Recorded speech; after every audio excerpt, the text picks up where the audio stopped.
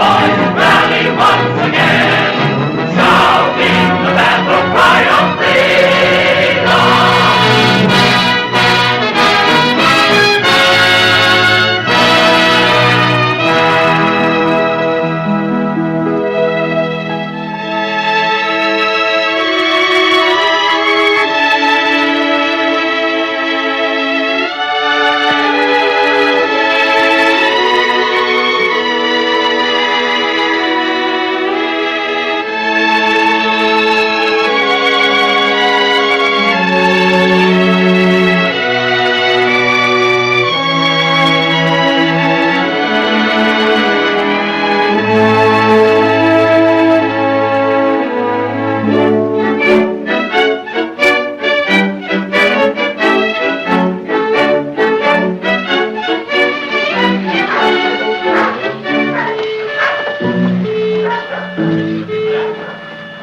I tell you that Andrew Jackson, that great volcano at Washington, is belching forth a lava of political corruption which is sweeping over the length and breadth of this land, leaving unscathed no green spot, no living thing.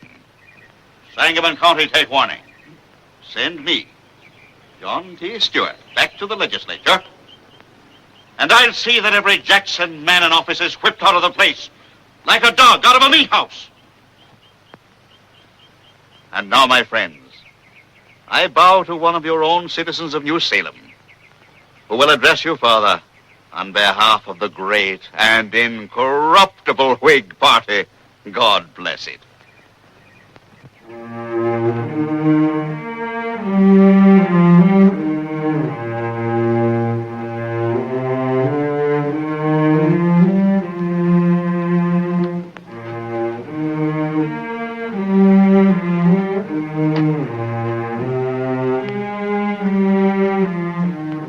Gentlemen and fellow citizens,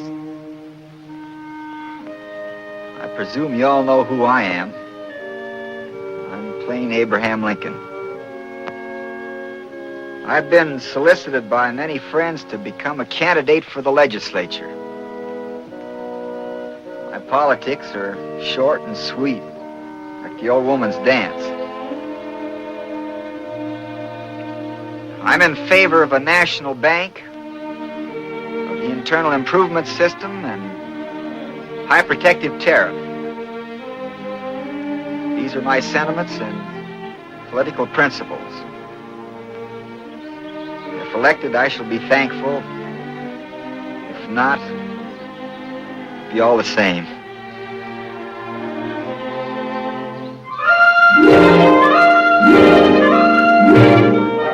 Hey, Abe! Somebody wants to do business with you.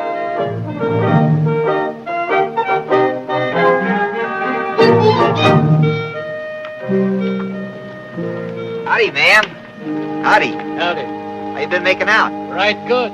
We ain't hit the hard places yet. Won't you get down and rest yourself? Well, thank you. We was aiming to stretch a bit. My old woman figured on getting some flan in for shirts. I reckon that can be arranged. Yeah, but we ain't got any money. Well, you can send it to me. We don't aim to ask for no credit. If it leaves your mind any, ma'am, the whole shebang here is worked on credit. That's right, Abe. Barry and me never put up a penny to start with. From the way things look, we never will. Well, there's an old barrel in the wagon that might be worth 50 cents to some folks. Well, of course, there ain't much in it. Just some old things laying around the house, along with some books that belonged to my grandpappy. Books? Yeah, in the last barrel. Books. Well, you folks go in the store and help yourself. I'll go back and get the barrel.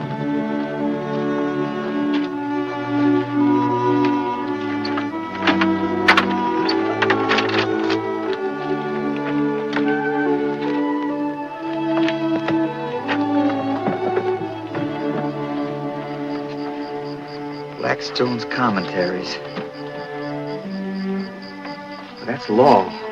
Lord, I knew that book was about something. Hardly a thumb mark on it either. No, sir, we took mighty good care of it. Reckon you can read it, sir? I expect I can make head or tails out of it if I set my mind to it. Law.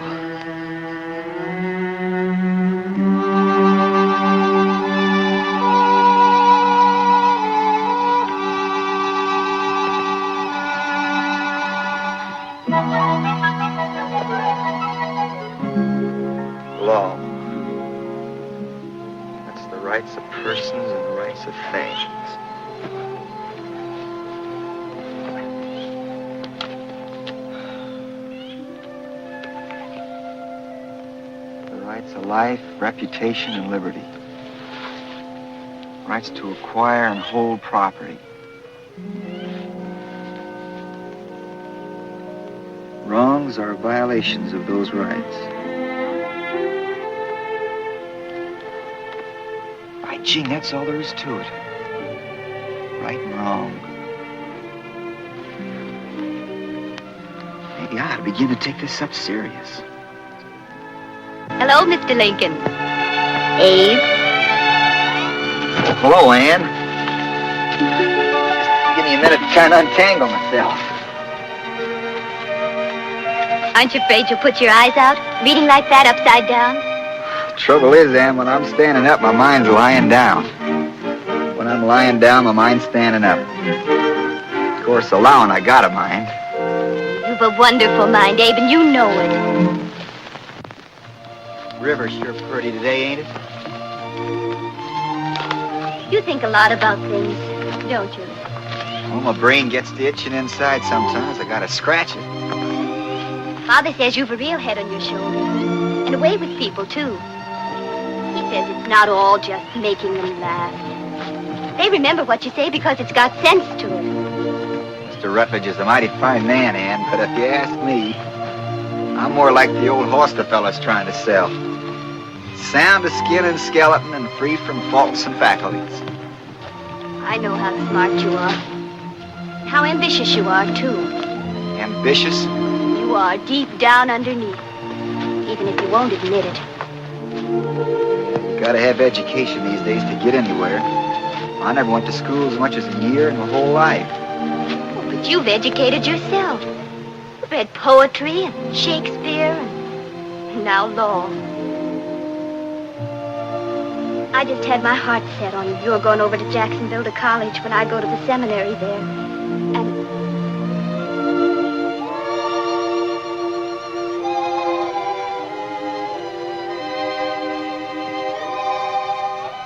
you're mighty pretty, Ann.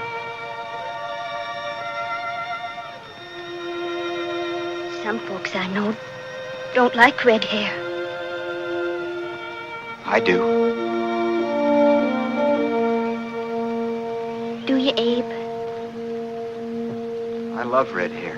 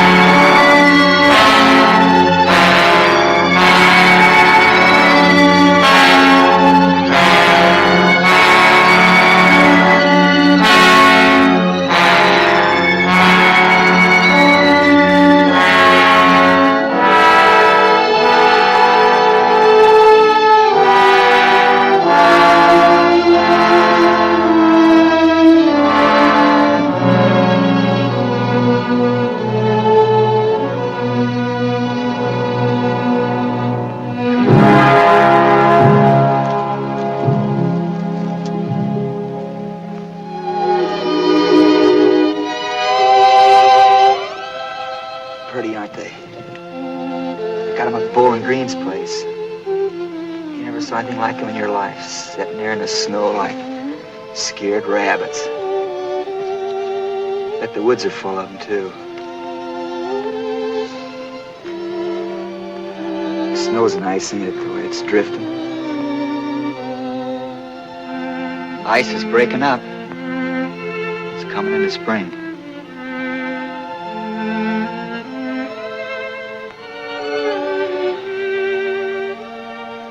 Well, Ann, I'm still up a tree. Just can't seem to make up my mind what to do. Maybe I ought to go into the law, take my chances.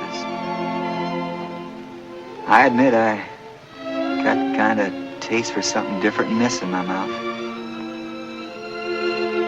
Still, I don't know. I'd feel such a fool setting myself up as knowing so much. Of course, I know what you'd say. I've been hearing it every day over and over again. Go on, Abe. Make something of yourself. You got friends. Show them what you got in you. Oh, yes, I know what you'd say. But I don't know.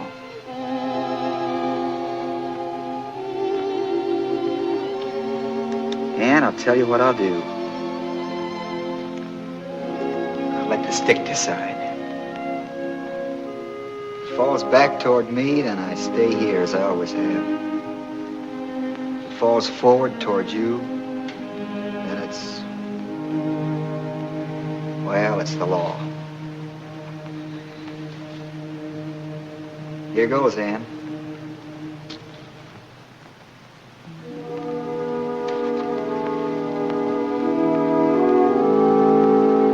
Well, Ann, you win.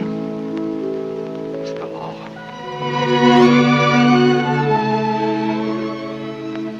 Wonder if I could have tipped it your way just a little.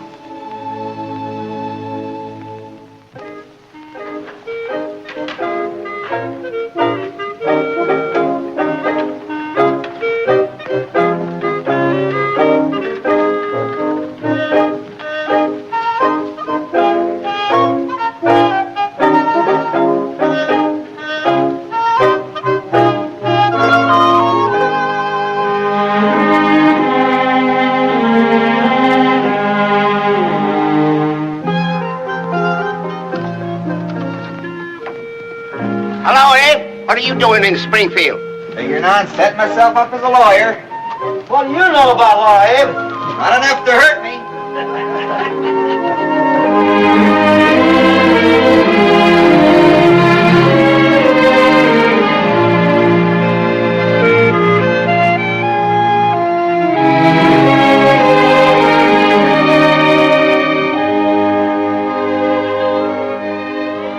You did, Gurney, you did. That's a lie. I can prove it, I tell you, I can prove it. Go ahead and prove it. I got the law on my side, I'll show you. Him? You darn thief. Gentlemen, just hold your horses and sit down. Now, Brother Woolridge. That's it. Brother Hawthorne here says you agreed to furnish him 2 yokes of oxen to break up 20 acres of prairie side ground. He did such. And that you were to line to raise a crop of corn on another piece of land. That's right. But he never done one thing he promised. Not one. He claims further that when he talked to you about these promises, you did strike, beat, and knock him down. Pluck, pull, and tear large quantities of hair from his head. And that with stick or fist, you did strike him many blows on or about the face, head, breast, back, shoulders, hips, and divers other parts of the body. And with violence did push, thrust, and gouge your fingers in his eyes. Yeah, I got witnesses to prove it. And for that, he demands $250 damages. Yes, I do. Well, Brother Woolridge, what you got to say to that? You forgot to put in there about me whopping him with a neck yoke. Now, it says here, Brother Hawthorne, that you owe Brother Woolridge $55.47 board at the rate of $1.50 a week. And you owe him $90 for use of a team and wagon for 8 months, besides $100 cash on a loan. Yeah. No, I never said I didn't. Well, I ain't no lightning calculator, but according to my figuring, you owe him $245.47. You're asking $250 damages. Now, my idea is to split the difference of $4.53, which by a strange coincidence happens to be exactly the amount of my legal fee. And the whole thing's settled. Well, what do you say? Won't do it. Me either. I'll go to law first. Gentlemen, did you ever hear about the time in the Black Hawk War when I butted two fellas' heads together and busted both of them? Well, I'm willing if he is. Ain't fair, but I'll do it just to be shut of him. Thanks, gentlemen. Well, that's going to save us all a heap of legal trouble and headaches. Well, if you just give me my and Stuart's share, I'll mosey along over and see the parade. It's going to be a heap of yelling and carrying on. It's going to be quite a pleasure to listen to. After this, yes, sirree, Bob.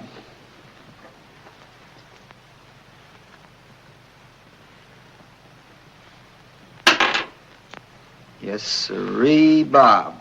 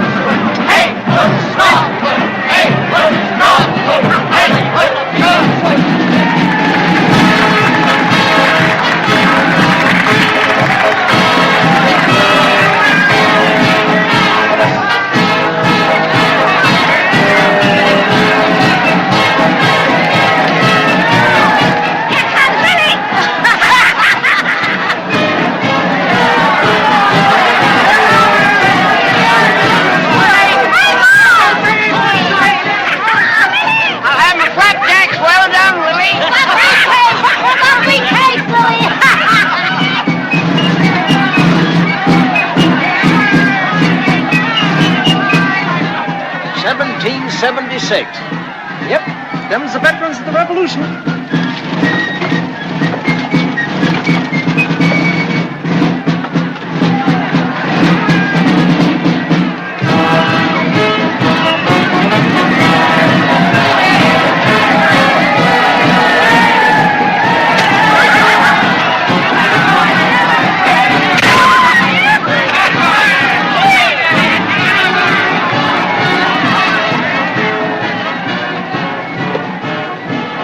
Edwards? Ninian? Come on, Mr. Douglas. Mr. Lincoln. How are you, Miss Ricketts? Ladies? Nice parade, Ninian. Mary, this is Mr. Abraham Lincoln. This is my sister who's just come up from Lexington to visit us, Miss Mary Todd.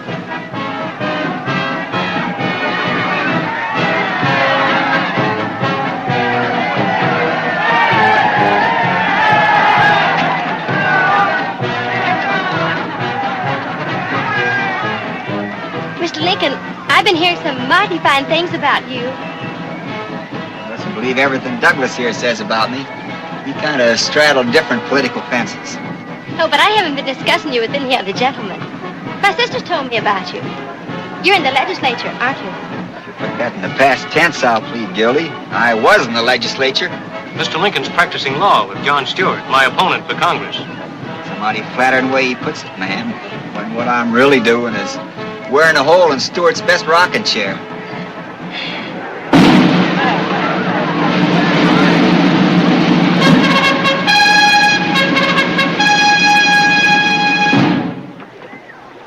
First I thought it was that apple for sure. Then I sank my teeth into that peach and I just couldn't seem to make up my mind. So I sampled the apple again. You all can't do that to me. Go on back with it. What is it? It's a pie judging contest, Ma. I should have brung one of my sweet potato pie. You sure should, Miss Clay. You'd sure win. I wish you had, Miss Clay. They're so good.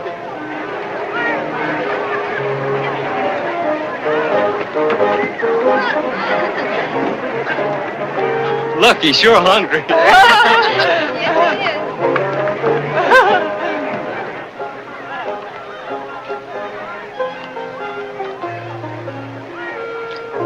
By the time I get the apple down, the peach is smelling so good, I'm sure it's the best.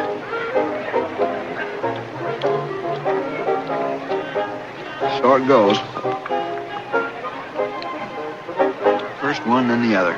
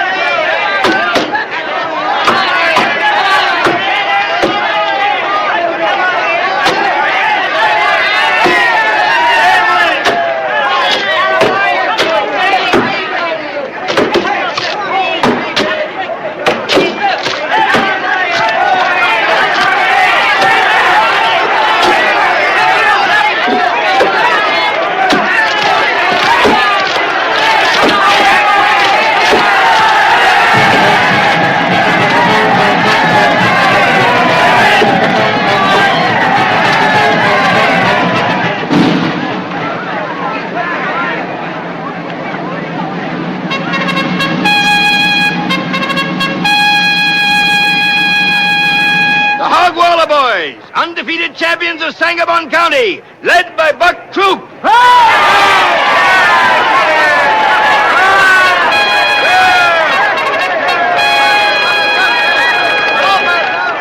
The Speed Counter Demon, led by Eve Tyler.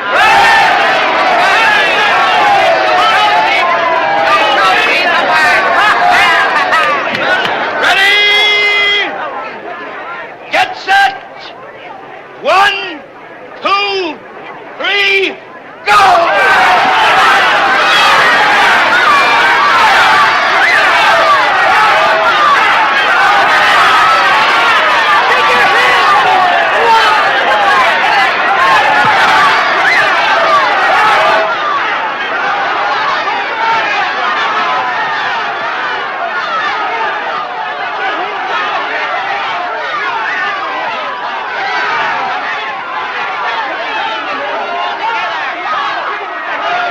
Leave my wife alone.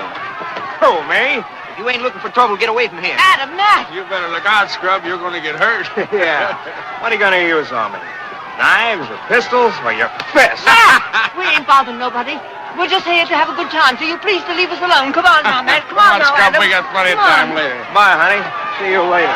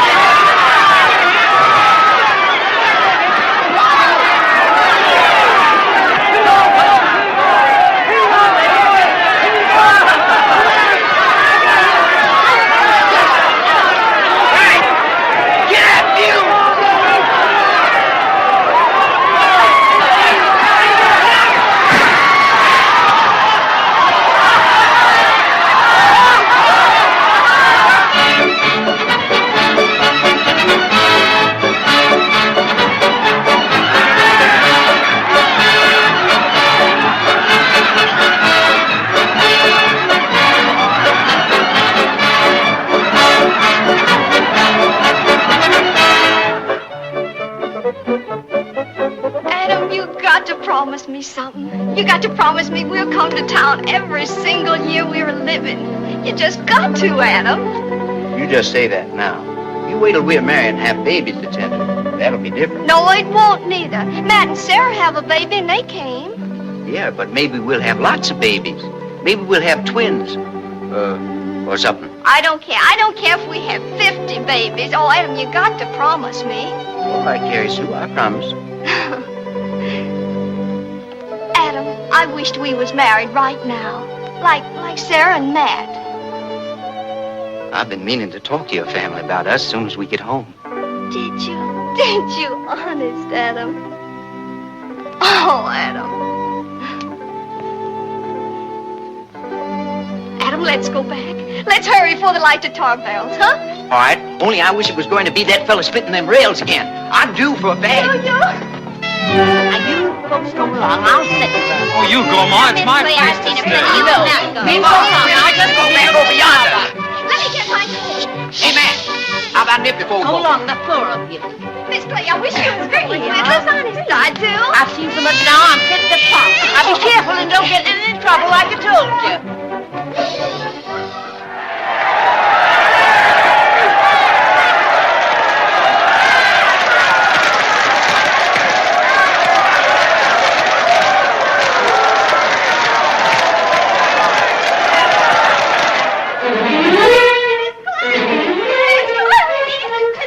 It's Clay. Adam, they're fighting. He came back. He's trying. Where are they? Over yonder in that clearing. Right over there. I'm going with you. No, you and Sarah stay with the baby. He's gonna burn. He's gonna kill Matt. I know he will. Oh, baby. Miss Clay. Stay right in that clean set. Stay in the clean set. Adam, Matt. Come on, man, come on. Adam! Stay on top of man. That's it. Come on, man. Roll right on top of him. Stay in the cleans, I tell you. Look out, he's got a rock. Adam. Adam. Come on. That's it. Come on now. Look out, man. He got a gun.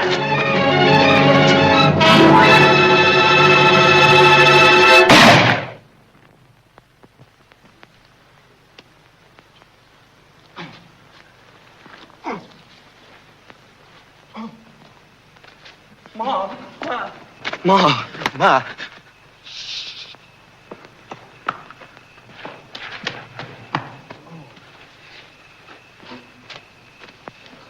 Cats. Scrub.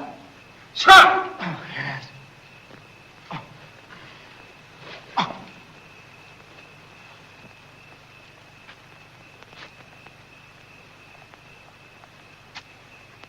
He's dead. Dead? Lord have mercy on us. Cut right in the heart with his knife.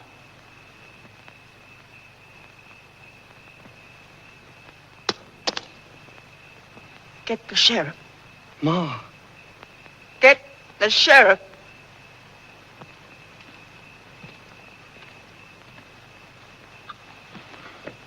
Hey! Come over here, somebody! There's been a murder! Murder! Matt. Adam. Matt. Murder! Come over here, somebody! There's been a murder!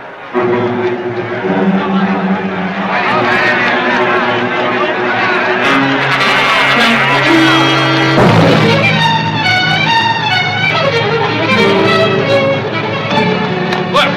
Well, point. He's cut right through the heart. Tell him about it. Sheriff, it's Stubb White. He's dead. Stubb White. Somebody killed him, Sheriff. How'd it happen? It was them two fellas over there. They was fighting with Scrub. And they cut him. Here's the knife they done it with. Do something, Sheriff?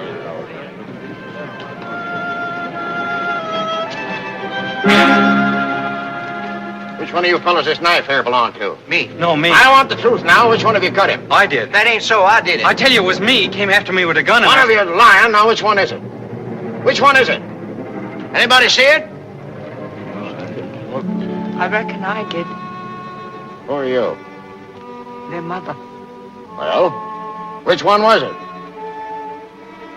I ain't saying. Matt, tell him you did. Well, don't make no difference anyhow. Under the law, they're both equally guilty. Sure. Come on, you're under arrest.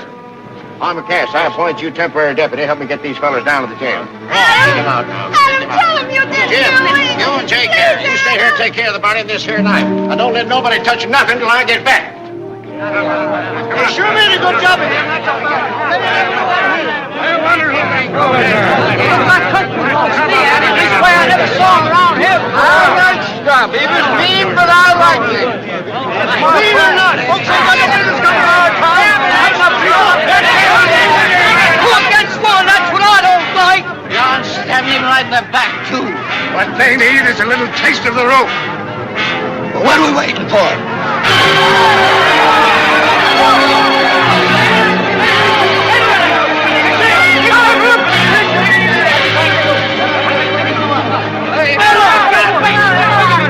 Miss Clay, stop him! They're gonna lynch him, Abe. They're gonna lynch him.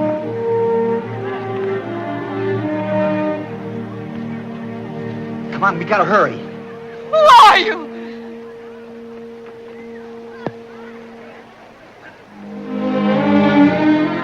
I'm your lawyer, ma'am.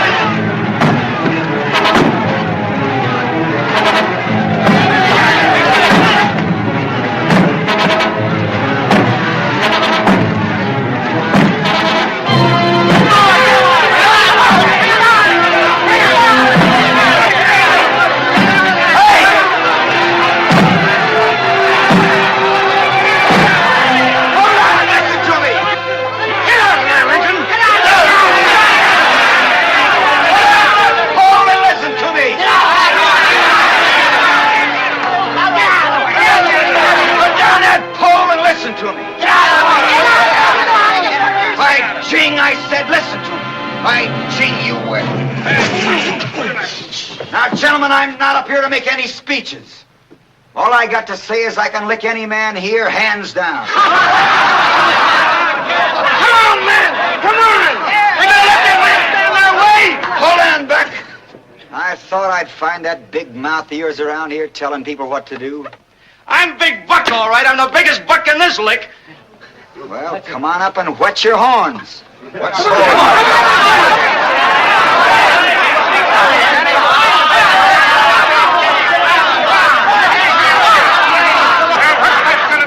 Are you gonna move?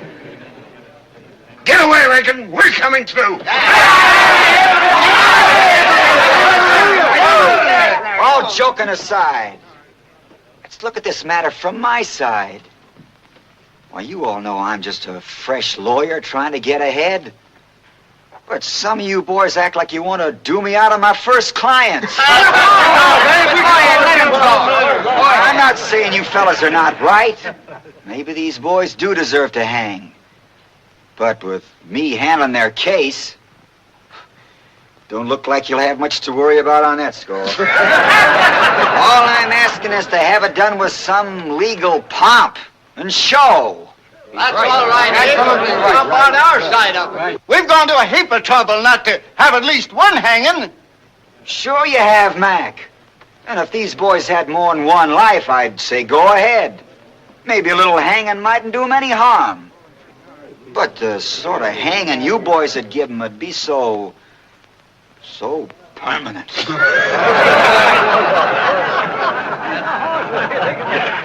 Trouble is, when men start taking the law into their own hands, they're just zapped in all the confusion and fun to start hanging somebody who's not a murderer as somebody who is.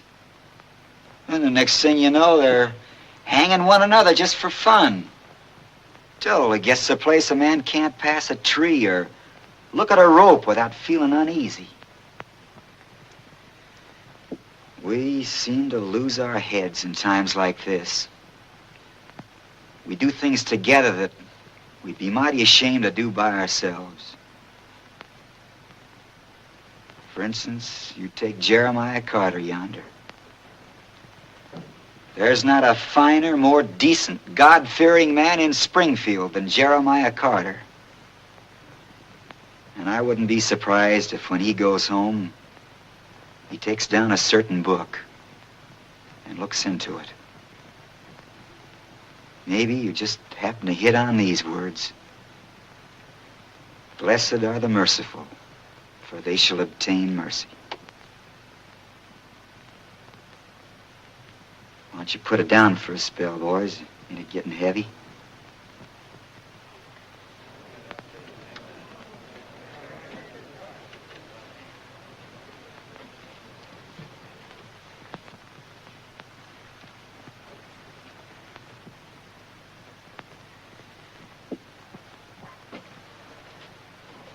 That's all I've got to say, friends. Good night.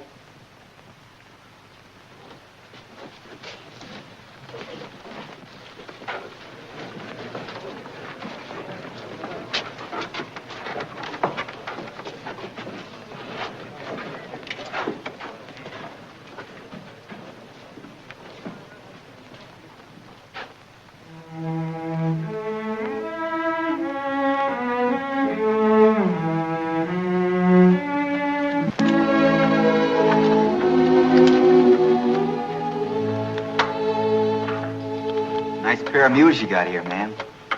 Well gentle. You won't let nothing happen to Adam and Matt. Don't you worry about a thing. I'll keep my eye on him, all right. Matt, he don't eat much at all, but Adam's just a boy. He's sure to get hungry. Well, they'll get plenty with the sheriff's wife in the kitchen. I want to talk much, but after what you've done for us tonight... No. Save your thanks.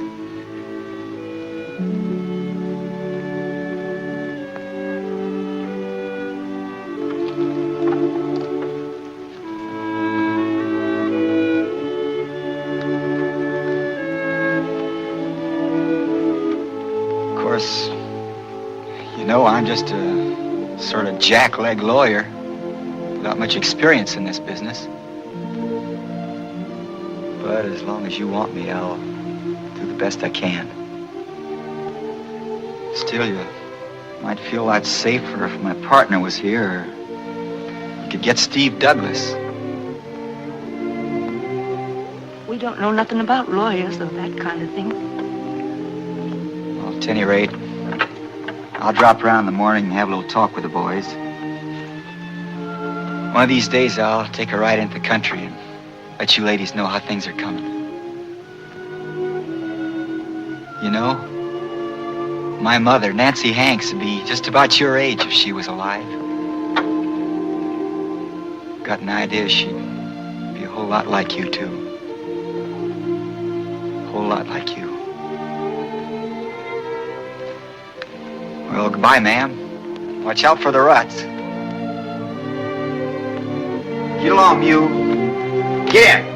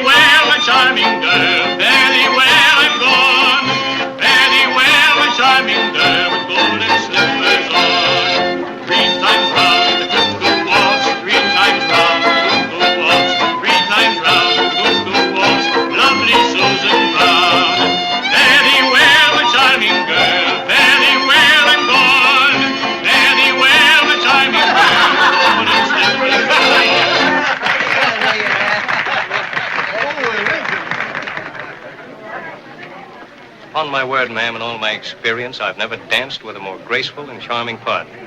Thank you so much. I'm awfully glad you don't share Mr. Lincoln's aversion to feminine society. Well, Mr. Lincoln's a great storyteller. Like all such actors, he revels in boisterous applause. And yet Ninian says it was his wit that saved those two wretched boys. Oh, yes, unquestionably, he has ability in handling an unthinking mob. Not even his enemies deny he has a certain political talent. Mr. Lincoln, are you by any chance a member of the well-known Lincoln family of Massachusetts? Not by any chance I know of, sir. A very fine family, sir. Very fine. Then I'd say the evidence is all against us belonging to it. Lincoln I ever knew might take hell of beans.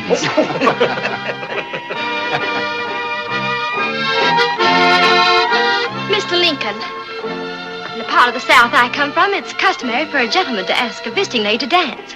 Wouldn't you care to ask me? I'd like to dance with you the worst way, man, but since all the dancing I've ever done was behind a plow, Mr. Lincoln, I shall be very glad to dance this dance with you.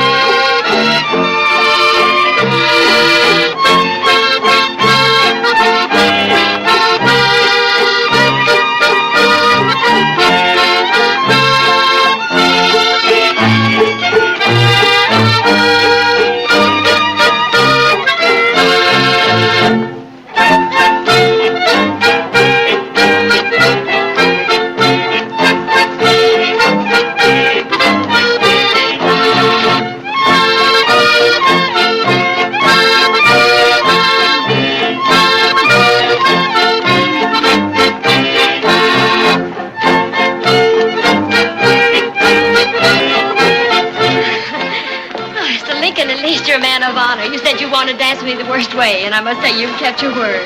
This is the worst way I've ever seen. I warned you, ma'am. Should we go outside and talk instead of dancing, Mr. Lincoln? I'd be delighted, ma'am.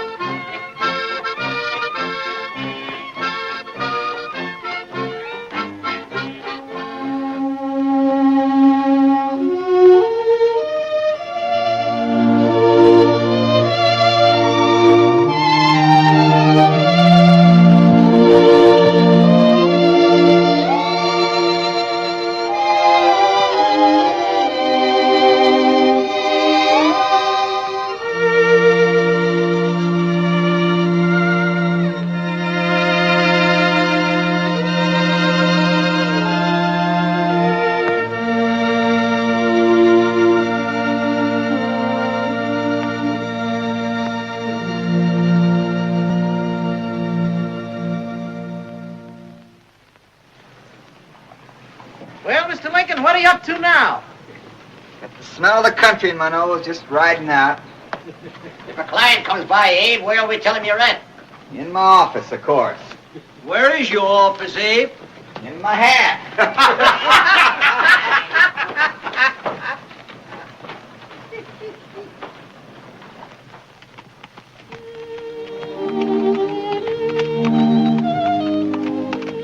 Abe, you sure love that river, don't you? It's a mighty pretty river, Eve. Never saw a man like you look at a river like you do. Folks would think it was a pretty woman or something, the way you carry on.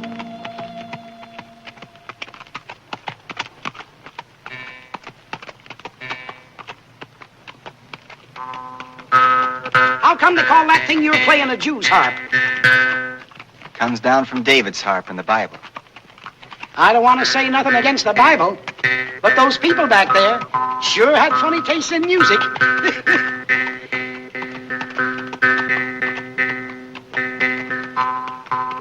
What's that tune you're playing?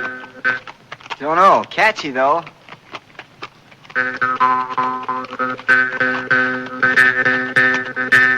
Makes you want to march or something.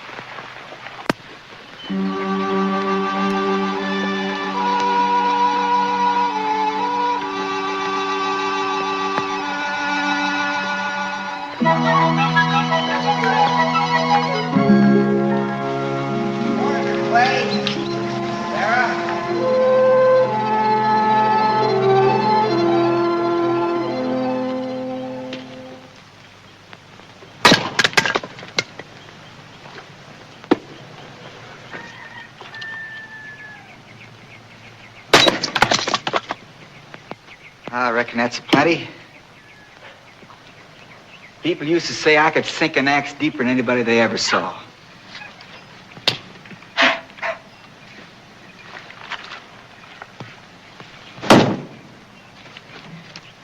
Well, that's still not bad for a city feller.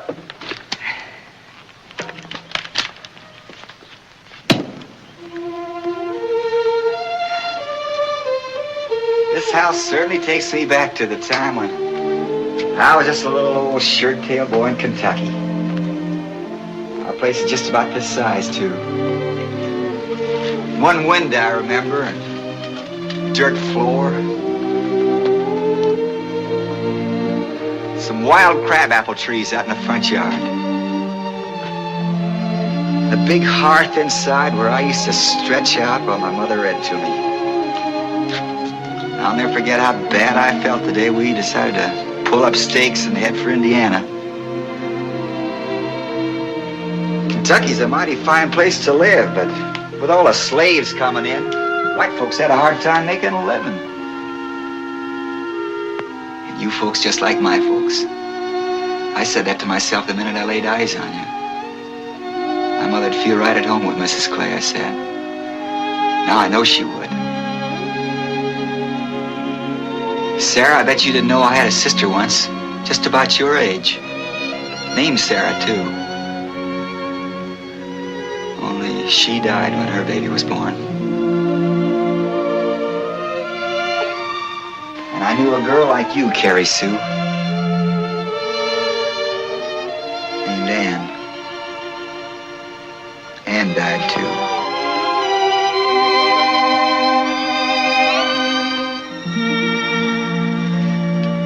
Well, finished reading your letters yet? I read mine by myself, too. I never learned to read yet. I thought maybe you'd read it to me. Why, certainly. I'll be glad to.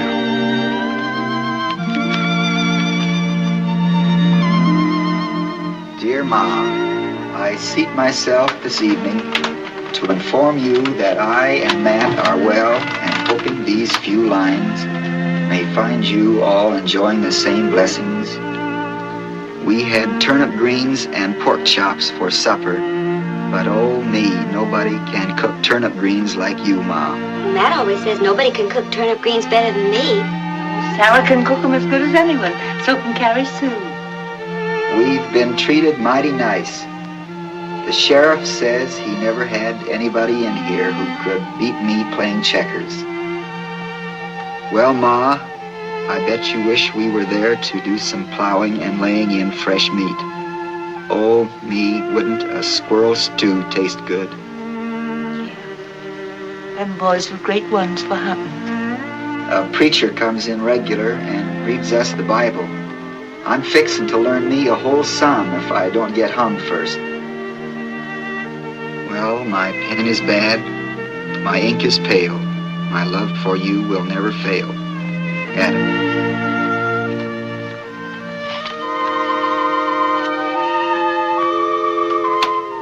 Sarah, do you suppose you've got an extra piece of paper in the house? I want to make some notes while I'm talking to your mother. We ain't got any paper that I know of, but we got a new almanac. Reckon you could write on it? Almanac? Why, yes, it's just the thing. Carrie Sue, my mouth's beginning to water for some of those turnip greens. Honest? You think there's anything you can do about that? Yeah, Sarah and me will fix some together.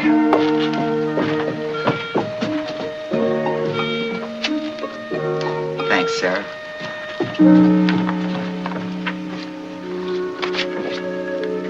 Now then, suppose you tell me something about the boys. Well, there ain't very much to tell. Your husband, he died?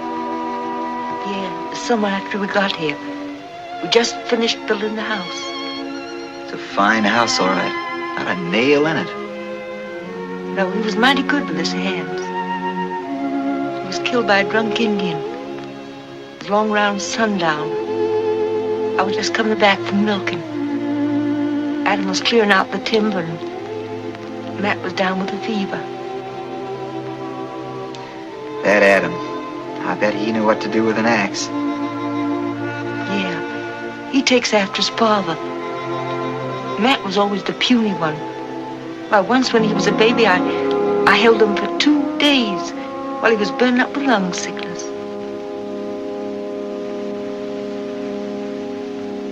Mrs. Clay, which one of your boys killed Scrub White?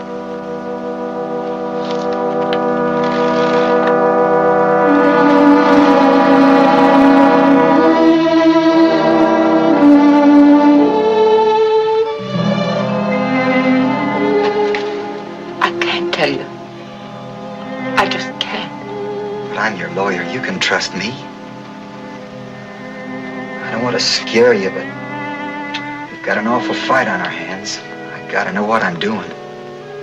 I can't. Be just like choosing between them. What do you suppose made them both say they'd done it? Matt did because he's older. And Adam said so because Matt has a wife and baby. There are a lot of people who'd like to see those boys hang.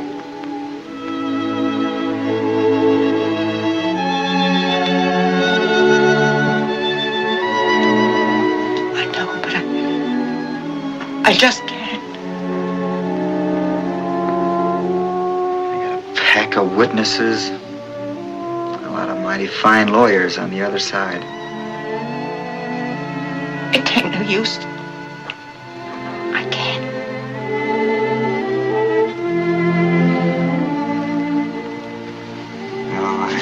Reckon you can.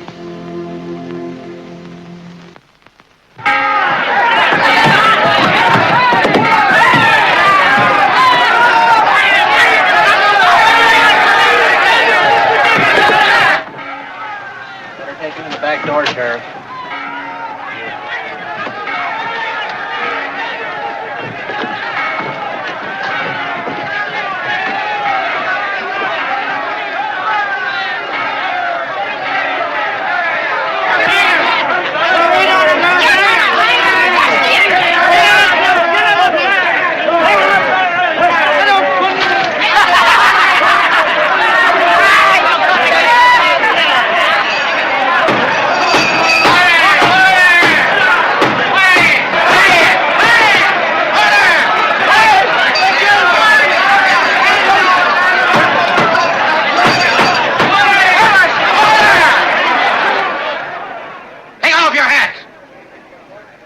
Jugs away. Huh. Mighty big crowd here today. All right, Mr. Clerk. We're ready. Oh, yes, oh, yes, oh, yes. The Honorable Court of the 8th Judicial Circuit of the State of Illinois is now in session. Judge Herbert A. Bell presiding. Is the state ready, Mr. Felder? May it please the court, the state of Illinois is ready and waiting, sir. Then go ahead, gentlemen, and pick yourselves a jury. So your name's Bill Killian? Yes, sir. You don't like my clients, do you, Bill? No, sir, I don't. Well, tell me this. You any kin to old Jake Killian you slipped down New Salem? Why, yes, sir. I'm his son. Well, Bill, if you take after your dad, you're a smart boy. And an honest one, too. Reckon he's all right with us, Your Honor.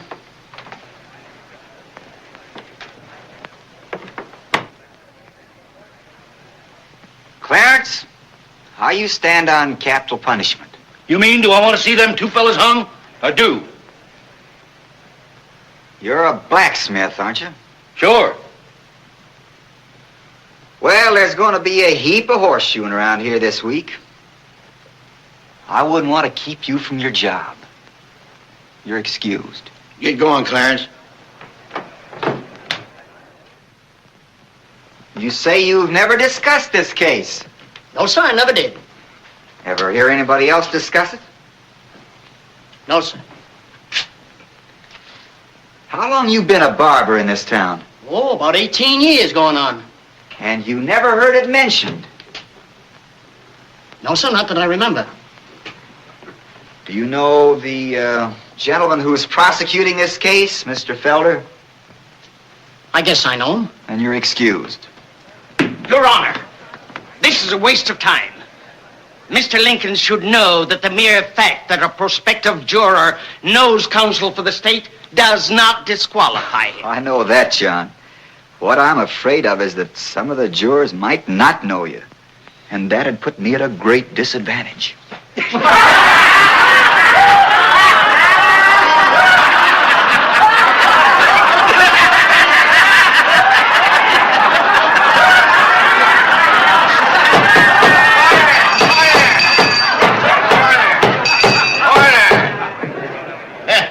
Hip you then, John. Sam Boone. Sam Boone.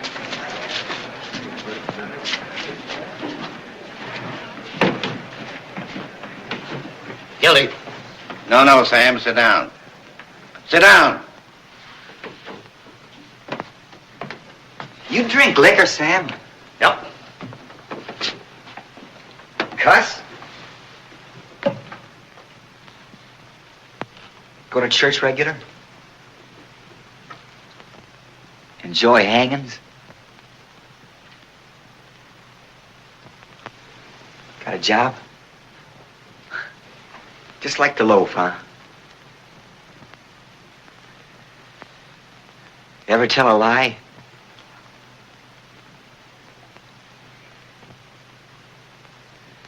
Well, you're just the kind of honest man we want on this jury.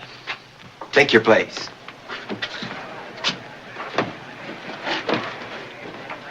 All right, Mr. Prosecutor, your move.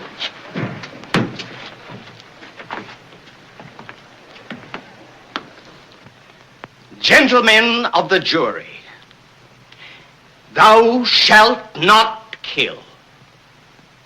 So says the sixth commandment as handed down to Moses on Mount Sinai by the Lord God of Israel himself.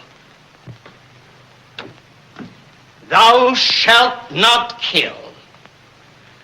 But Matt and Adam Clay did not heed that command. They killed Scrub White. 2 against 1. They came at him with their deadly weapons. 2 against 1, and that one, a peace-loving servant of the law. From all I hear, Scrub was doing some mighty fancy fighting for a peace-loving man. True, Mr. Lincoln. True. For Scrub White was a man. An American. In whose veins flowed the blood of pioneers who braved the wilderness to make this great state what it is. He fought in self-defense as he would have fought against the wild beasts of the forest. For Scrub White loved life. He loved the blue of God's heaven, the soft caress of the south wind. He loved life, but he is dead. And there, gentlemen, there sit his murderers. I tell you, gentlemen, they must be wiped out as a man wipeth a plate.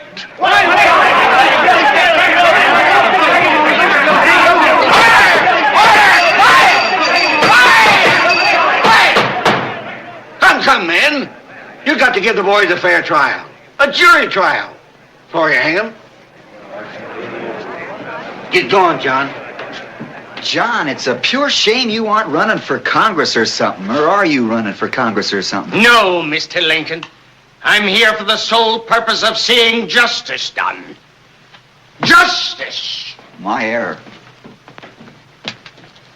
Sure a spellbinder from way back. As attorney for the state of Illinois, gentlemen, I shall prove that by their own confessions, the defendants did stab unto death the deceased. I shall prove that they were under the influence of an alcoholic beverage at the time.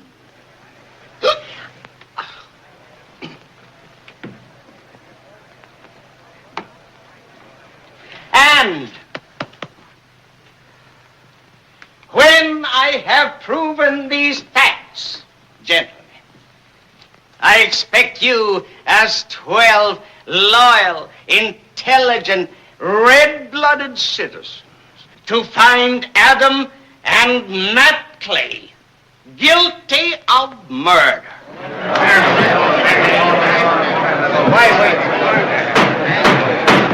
Quiet! Call Sheriff Billings.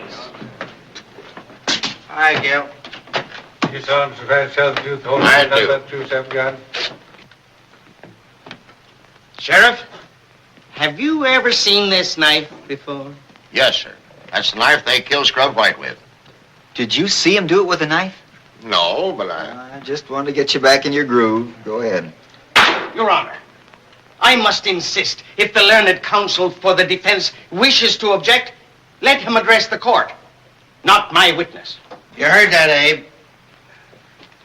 One thing more, Sheriff. Did you visit the wagon owned by the defendants? Yes, sir. Yes. And what did you find there? Jug of liquor, about 3/4 full. Did the boys deny they'd been drinking on the night of the crime? No, sir. They said they'd had a snort or two, as usual. As usual. Yes, sir. That's what they said, as usual. Thank you, Sheriff. Your witness? Where's the jug now? In my jail? Empty? Well, there's some left. How much? About 1/4 full. Who drank it? Well, Never mind.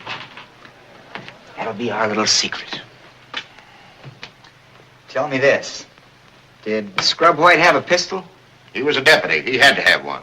Do you know if he tried to use it on the defendants? No, sir. You don't know he didn't. No, sir. Sheriff, did you ever hear about the fix the man was in when he was coming down the road with a pitchfork on his shoulder and farmer's dog ran out and bit him on the leg? No, sir. That must have been out in my district. Well, then you probably don't recall that in defending himself, he stuck one of the prongs of the pitchfork into the dog and killed him. Farmer got pretty mad. "What made you kill my dog?" he said. Well, the fellow said, "What made your dog bite me?" Well, the farmer says, why didn't you go at him with the other end? To which the man replied, "Well, why didn't your dog come at me with the other end?" Pretty good, Gil.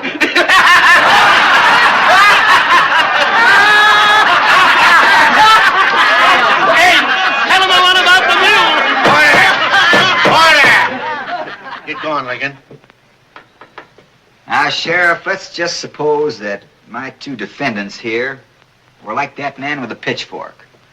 Only, let's say, they've got a knife. And Scrub White was the farmer's dog, only instead of teeth, he's got a pistol. Well, now, wouldn't you say it was a matter of self-defense to use that blade, so long as Scrub didn't come at him with the other end of the pistol? Your Honor, I object and move that these remarks be stricken from the record. Counsel is presenting an argument. The counsel's remarks will be stricken from the record. The jury will disregard them.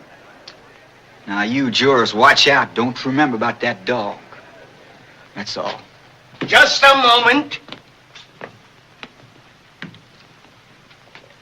You don't, of your own knowledge, know that Scrub White came at them with the shooting end of the pistol, do you? No, sir. Therefore, That's the end the bullets usually come from, isn't it? Yes, sir. but you didn't see a shot fired, did you? No, sir. Then You heard it. I heard something sounded like a shot. What do you figure you're best at, seeing or hearing? Well, both. That's what I figured. Step down. if you call Palmer Cass. Palmer Cass, take the stand.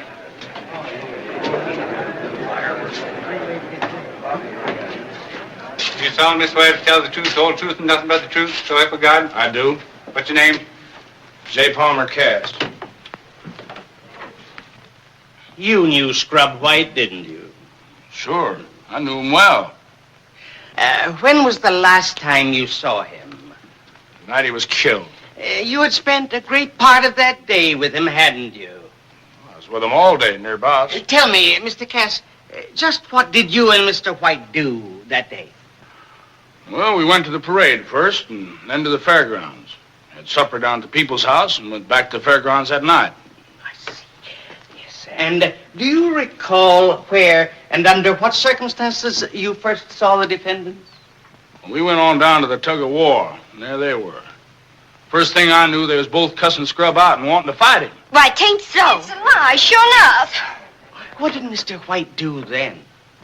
Well, he just laughed some more and asked him what they wanted to fight him with, knives, pistols, or fists. And how did he ask that? Jokingly? Well, sure, he was laughing all the time. And that night, Mr. Cass, just before the killing, tell the jury what happened then. Well, Scrub and me had a little argument, and he went off by himself. The next thing I knew, I heard a shot. You heard a shot? Yeah.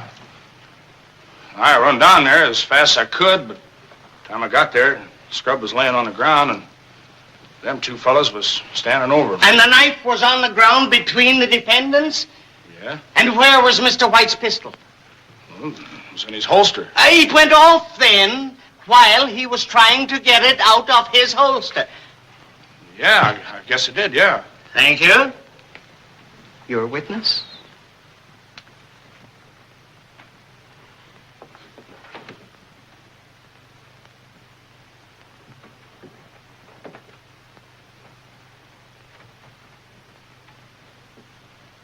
You say your name's J. Palmer Cass. Yeah? What's the J stand for? John. Anybody ever call you Jack? Yeah. Why J. Palmer Cass? Why not John P. Cass? Anything the matter with John P.? No, but... Does J. Palmer Cass anything to conceal? No. Then what do you part your name in the middle for? Well, I got a right to call myself anything I please as long as it's my own name. Well, if it's all the same to you, I'll just call you Jack Cass.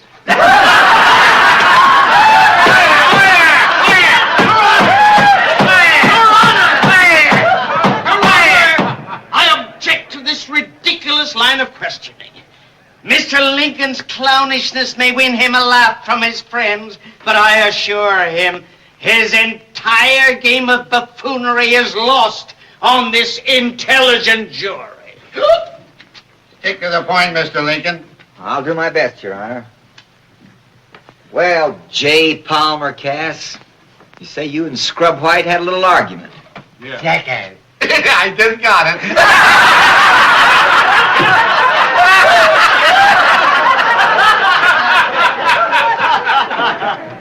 What kind of an argument? I'd rather not say. Oh, you'd rather not say. Well, Jack, suppose I told you I'd rather you did say. All right. You want to know, so I'll tell you. We was arguing about politics. Well, that's something new to argue about. I found out a lot different since. But I said I figured you had more sense in politics than Steve Douglas. And Scrub got mad as a wet hen and said you didn't.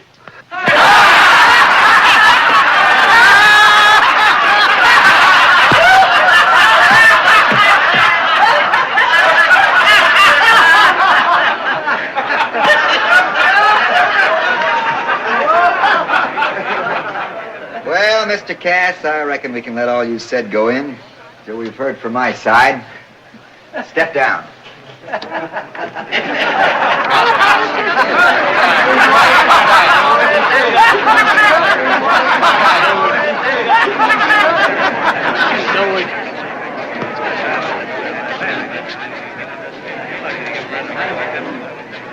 May it please the court. The next witness for the state is not, in the strictest sense, a witness for the prosecution. However, in the interest of mercy as well as justice, the state desires at this time to call upon an eyewitness to the killing of Scrub White. Mrs. Abigail Clay. Miss Clay? Don't tell him I did it. Miss Clay?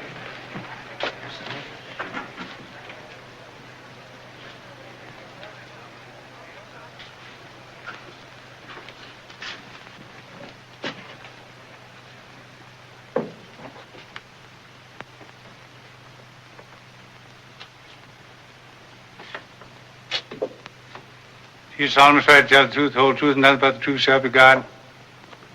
Bible. Say I do. I do. Take a stand.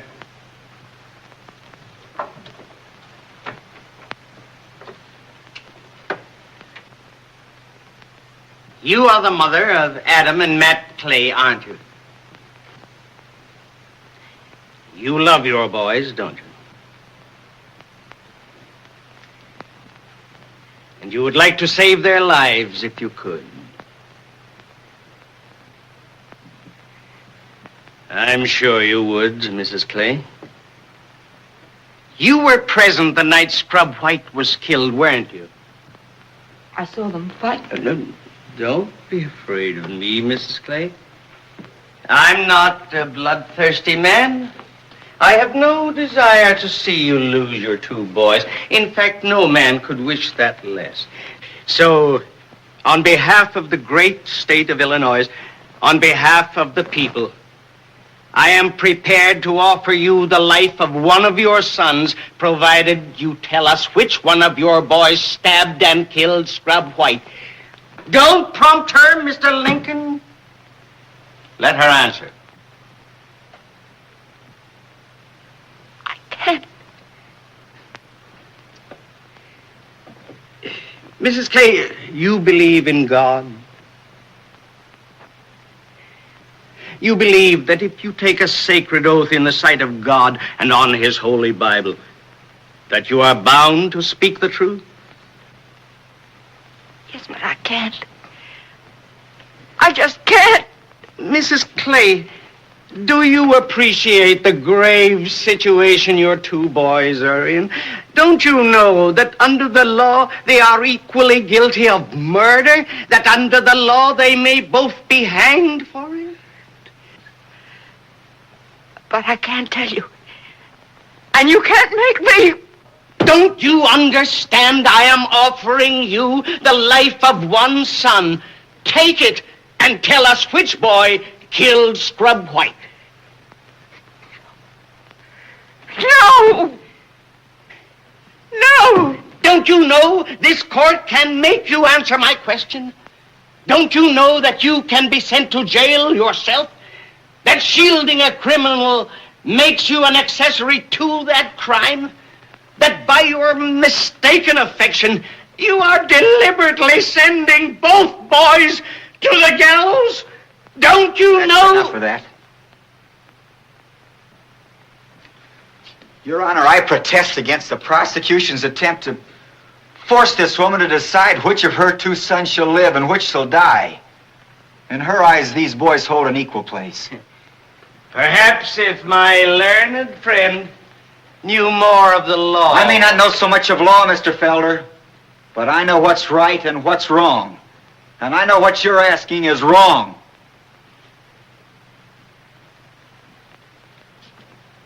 Put yourself in this woman's place, Your Honor. Can you truthfully say you'd do differently? But look at her. She's just a simple, ordinary country woman. She can't even write her own name. Yet has she no feelings? No heart? I've seen Abigail Clay exactly 3 times in my life, gentlemen. And yet I know everything there is to know about her. I know her because I've seen hundreds of women just like her, working in the fields, kitchens, hovering over some sick and helpless child. Women who say little but do much, who ask for nothing and give all. And I tell you that such a woman will never answer the question that's been put to her here. Never. I'd rather, Mrs. Clay, see you lose both your boys than to see you break your heart trying to save one at the expense of the other. So don't tell them.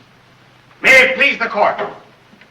To save the jury any more of these harrowing outbursts, the state will withdraw the question and excuse the witness.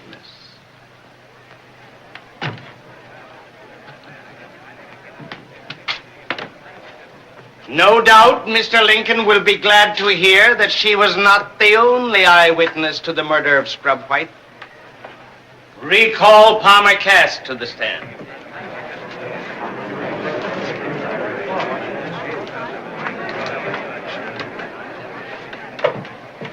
Mr. Cass, where were you when Scrub White was killed? It was about 100 yards away, I reckon. And you saw the killing with your own eyes? Yes, sir. I did.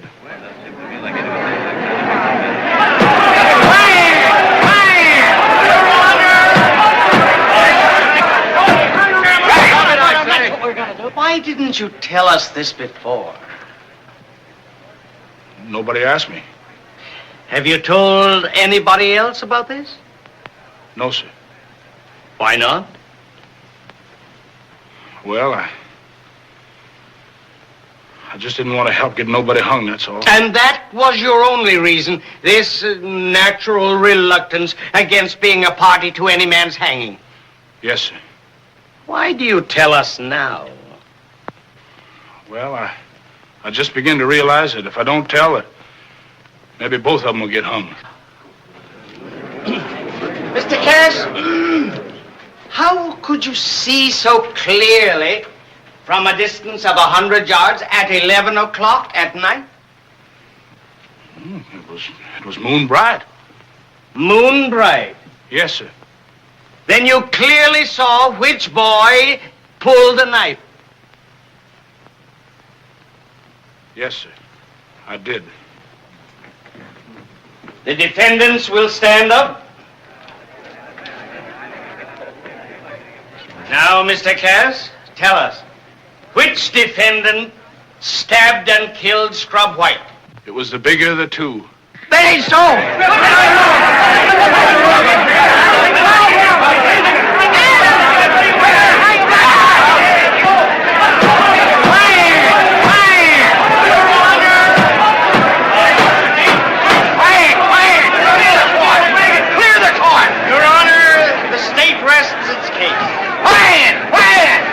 This court is adjourned tomorrow morning at 9 o'clock.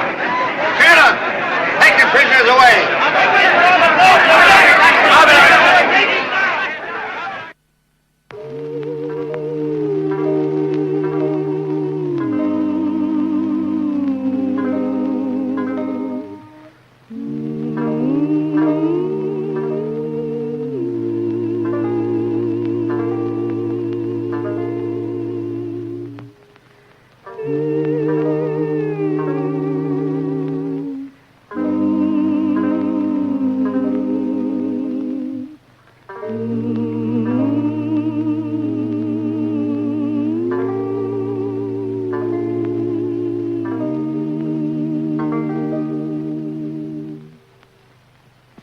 That's mighty pretty, Matt. Sorry, folks, you'll have to leave now. We've all got a long, hard day ahead of us tomorrow.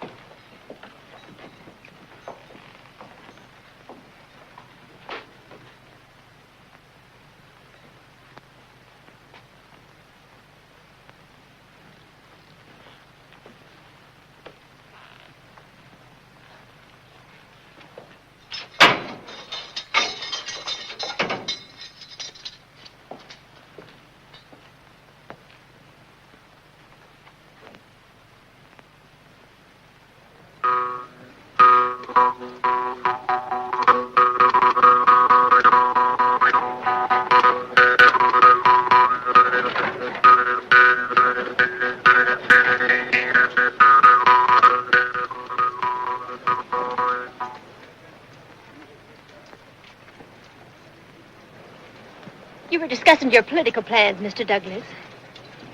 Please go on.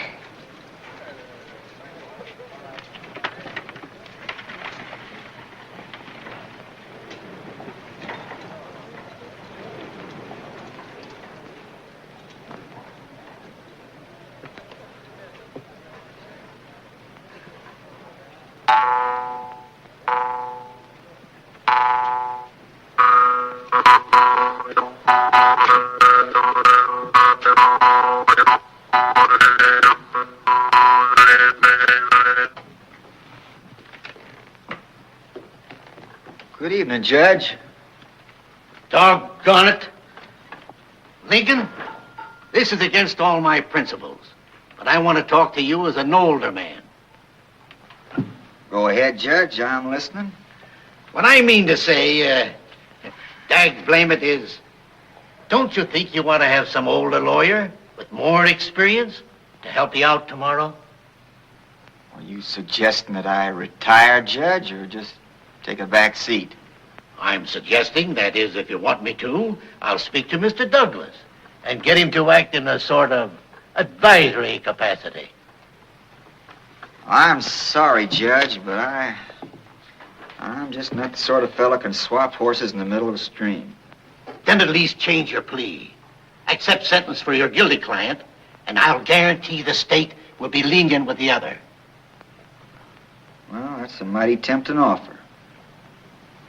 Mighty tempting, but I'm afraid it can't be done. You see, I promised those folks I'd stick with the game till the last available card was played.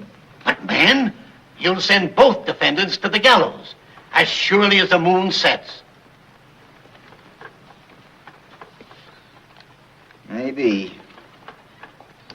But that's the way it's got to be. Good evening, Judge.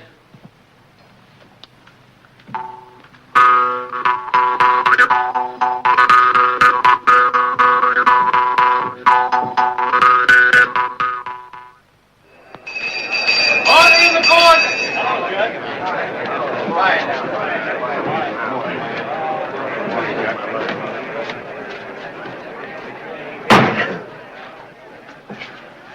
Get going, Lincoln.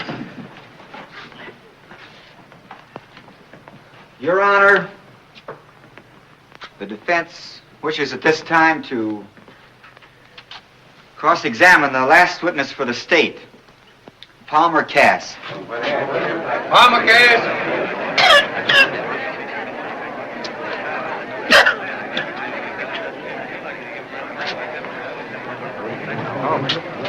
Going with him. What's he calling him back for?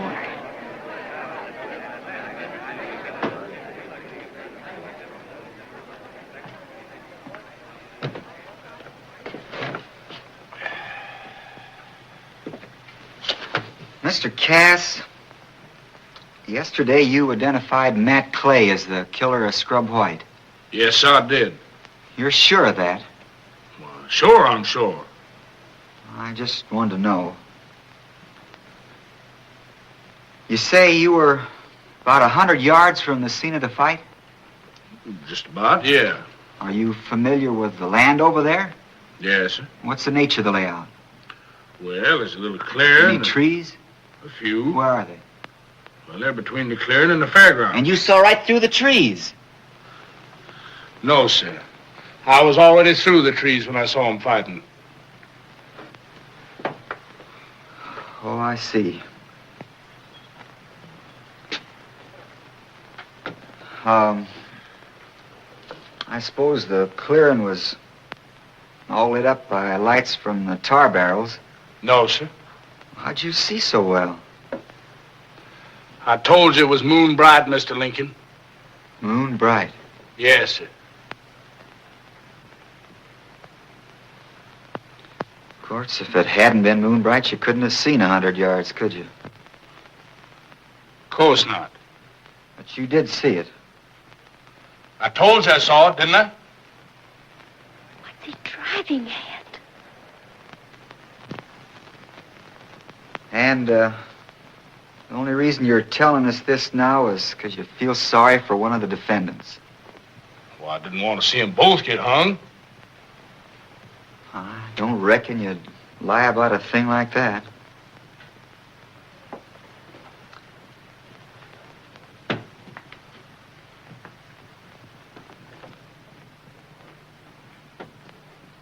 You can step down. No further questions, Your Honor.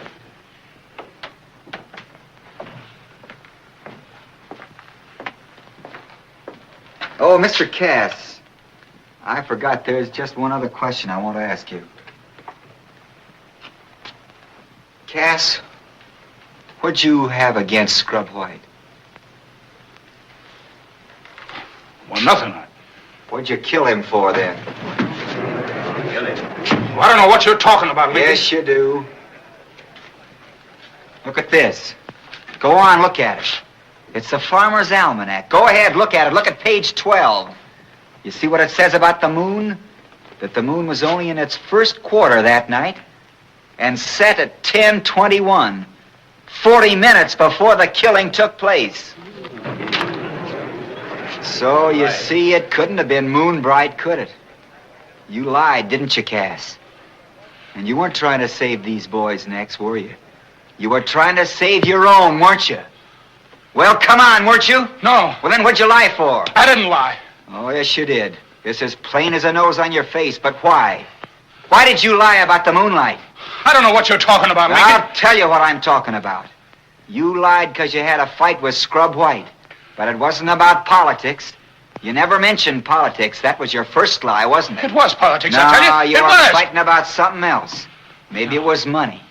Maybe you owed him money, or maybe he owed you some, or maybe he was getting a little graft here and there, and you wanted to get in on it. That ain't true. Maybe it was some girl. No, that ain't right. Well, what was it? It was one of those things. No. Something made you want to get rid of Scrub. Well, you're crazy. Scrub was my friend. Maybe. Just the same, you lied. Now, why? Come on, tell us. Why did you say you saw what happened when you didn't see? What? Well, I'll tell you what happened. You heard a row, and you saw the fight start, and you come running, and you saw that Scrub was still living. And right there on the ground, you saw the knife that Matt had dropped. And you bent over him and you picked up the knife. And your body hid what you were doing. No. And you stabbed him. No, I didn't. You stabbed him in the back and killed him. And these two boys, Matt and Adam, they each knew that he didn't do it. Therefore, each thought the other did it. And their mother, she saw the knife in Matt's hand, but she couldn't say so without putting a rope around his neck. And you killed him. No. And you lied. And your lie tripped you up. No. That crude, cold-blooded lie that was going to cover up the crime that you committed. Oh. The lie you can't deny. Now, can you? Can you? Answer me. You did kill him, didn't you? Didn't you? I didn't mean to kill him. I was drunk. I was drinking all day. He was my friend. I didn't mean to kill him. Honest, I didn't mean to kill him. I was drunk. No more questions, Your Honor. Your witness.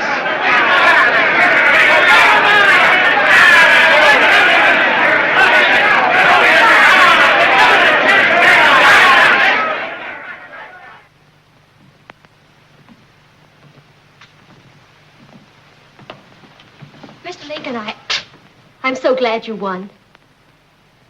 Thank you, ma'am.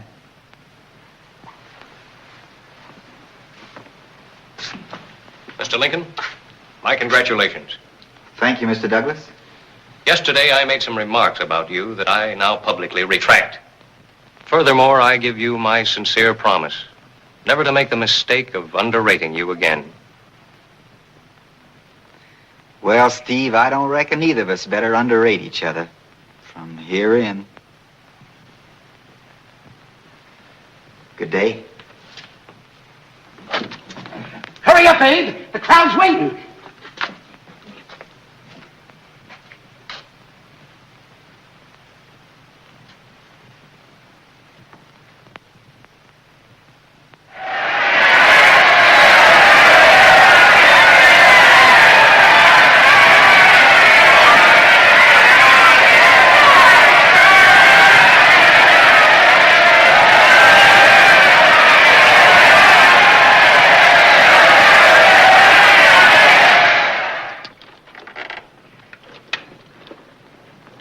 Well, ma'am, I reckon I better say goodbye to you here. You got quite a ways to go before sundown.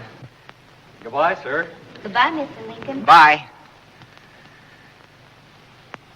We ain't got very much. But after all you've done for us,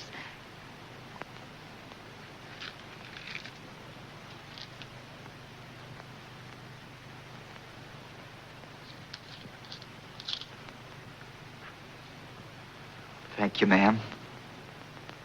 That's mighty generous of you.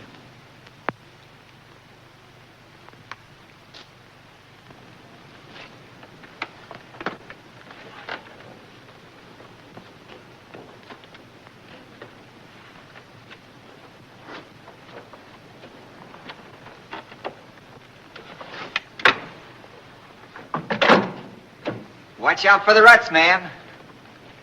Get out, mules. Get out.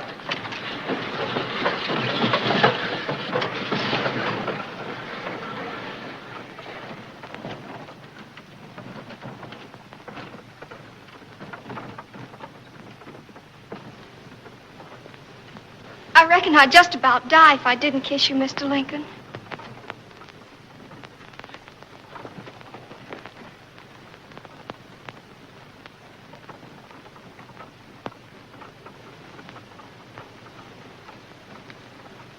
Ain't you going back, Abe? No, I think I might go on a piece. Maybe to the top of that hill.